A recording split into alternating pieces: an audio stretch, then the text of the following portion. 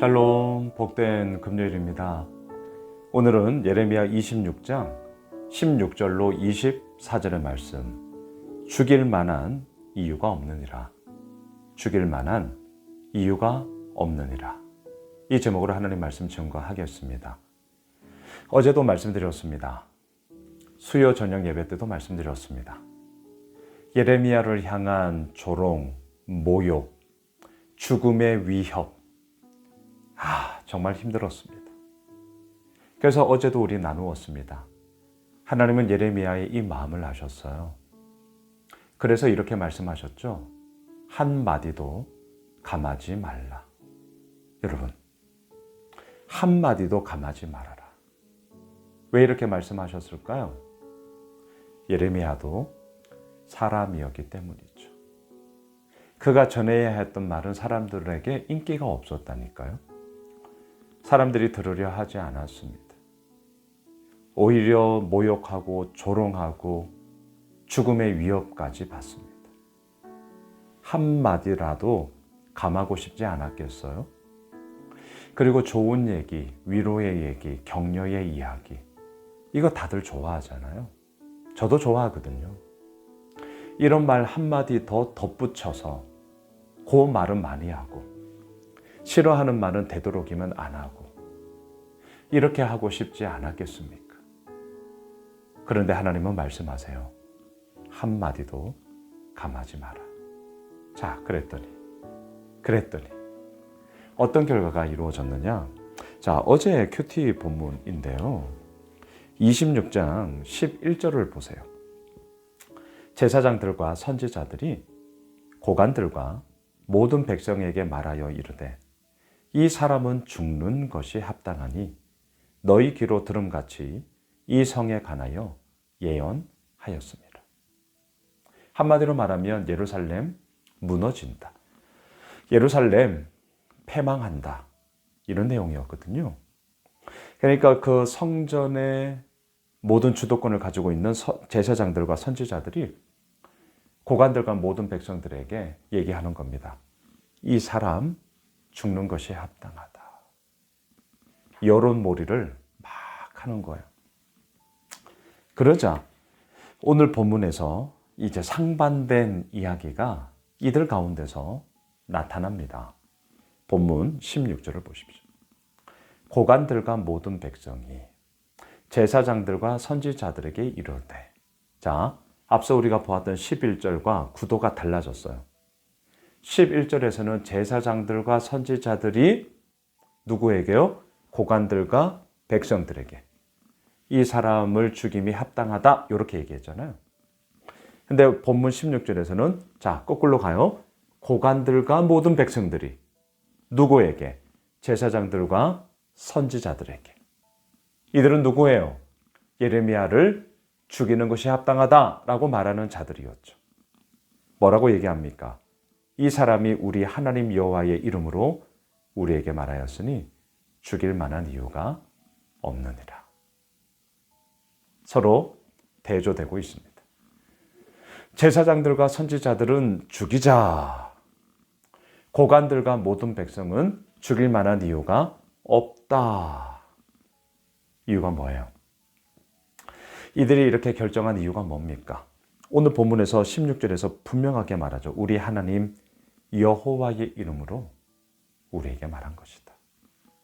여러분, 진심은 통한다라는 말이 있습니다. 저는 오늘 본문을 묵상하면서 이 말이 생각이 났어요. 진심은 통해요.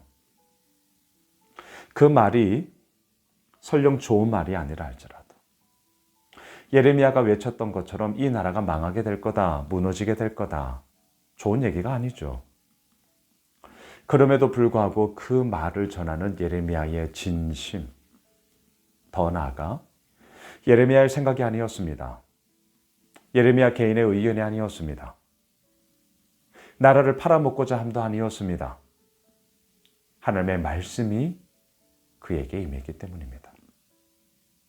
그리고 그 임한 말씀을 단 한마디도 감하지 않고 또 자기 생각을 덧붙이지도 않고 있는 그들의 모습으로 하나님의 말씀을 전했기 때문입니다. 사람들은 알았습니다. 진심은 통하죠. 사람들은 알았다니까요. 우리 하나님 여호와의 이름으로 우리에게 말하는 것이다. 그로 죽일 만한 이유가 없다. 17절을 보십시오. 그러자 그 지방의 장로 중 몇 사람이 일어나 백성의 온 회중에게 말하여 이르기를. 장로들의 몇 사람들이 일어나서 뭐라고 얘기하느냐? 오늘 보면 18절로 19절에 보면 미가 선지자, 미가의 예를 들어요. 예레미야가 활동하던 시대부터 한 100년 전에 히스기야 왕 때 활동했던 선지자입니다. 미가 선지자 역시 이런 거예요. 사람들에게 좋은 내용보다는 예레미야가 마치 외쳤던 것처럼 안 된다, 무너진다, 이대로 가면 우리는 끝장이다.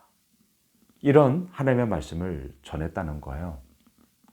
하지만 그때 어떻게 했느냐?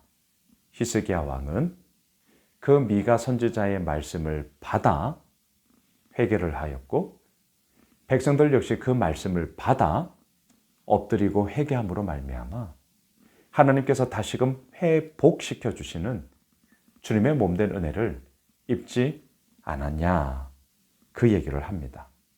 자, 19절을 보십시오. 유다의 왕 히스기야와 모든 유다가 그를 죽였느냐? 히스기야가 여호와를 두려워하여 여호와께 간구하며 여호와께서 그들에게 선언한 재앙에 대하여 뜻을 돌이키지 아니하셨느냐? 우리가 이같이 하면 우리의 생명을 스스로 심히 해롭게 하는 것이다. 예레미야를 죽이면 우리 스스로의 생명을 우리가 해롭게 하는 거야. 어리석은 짓이다.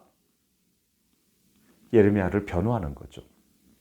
한편 20절로 23절에 보면 예레미야와 동시대의 선지자로 활약을 하였던 우리야의 예를 들어요. 여호야김 왕 시대에 예레미야도 똑같이 활동했잖아요. 우리야가 하나님의 말씀을 전했습니다. 그런데 여호야김 왕이 죽이려 했습니다. 애굽으로 도망갔어요. 그런데 애굽에게까지 사람을 보내어 우리야를 처절하게 죽입니다. 처절하게 죽여요. 자, 오늘 보면 23절을 보세요. 그들이 우리야를 애굽에서 연행하여 여호야김 왕에게로 그를 데려오매 왕이 칼로 그를 죽이고 그의 시체를 평민의 묘지에 던지게 하니라. 자, 이건 역시 대조되죠. 100여 년 전에 히스기야 왕은 미가 선지자의 말씀을 받아 모든 백성들과 함께 회개하고 엎드리고 간구하고 그 회개를 통해서 회복을 얻었지만 지금 여호야김 왕은 어떠냐? 우리야를 처절하게 죽였다. 이제는 예레미야까지 죽이려 하는가? 우리에게 무슨 유익이 있으리요? 변호하는 거예요. 그러자 24절 사반의 아들 아히감의 손이 예레미야를 도와주어 그를 백성의 손에 내어주지 아니하여 죽이지 못하게 하니라. 아히감은 서기관이었습니다. 예레미야를 도와줍니다. 변호합니다. 그리고 예레미야를 죽이지 못하게 합니다. 말씀을 정리할까요? 왜 이러한 일들이 벌어집니까? 사람들이 듣기에 불편하고 좋아하는 말씀이 아니었기 때문입니다. 그럼에도 예레미야는 왜 전했습니까? 오늘 보면 16절. 우리 하나님 여호와의 이름으로 우리에게 말하였으니. 하나님의 말씀이 그렇게 임하였기 때문인 것이죠. 여러분, 어제 본문과 결론을 같게 말씀드릴게요. 한마디도 감하지 말고 한마디도 더하지도 말고 어떻게 해요? 하나님이 주신 말씀 있는 그대로 우리는 받아 오늘도 나아갑니다. 오늘 금요일 한 날이 있는 그대로의 모습을 받아주시는 하나님 앞에 우리 있는 그대로의 진심을 주님 앞에 올려드리는, 그리고 그렇게 살아가고 살아내는 우리 예수 오미실 모든 믿음의 가족들이 되길 주님의 이름으로 축복합니다. 기도하겠습니다. 주님, 그렇습니다. 감하지도 않고 더하지도 않고 있는 그대로의 모습으로 주님 앞에 나아갑니다. 받아주십시오. 사용하여 주십시오. 주님의 귀한 은혜의 영광의 이야기를 더하여 주십시오. 예수님의 이름으로 기도드리옵나이다. 아멘. 오늘 말씀 붙잡고 우리 가지고 있는 기도 제목 가지고요, 계속해서 기도하겠습니다.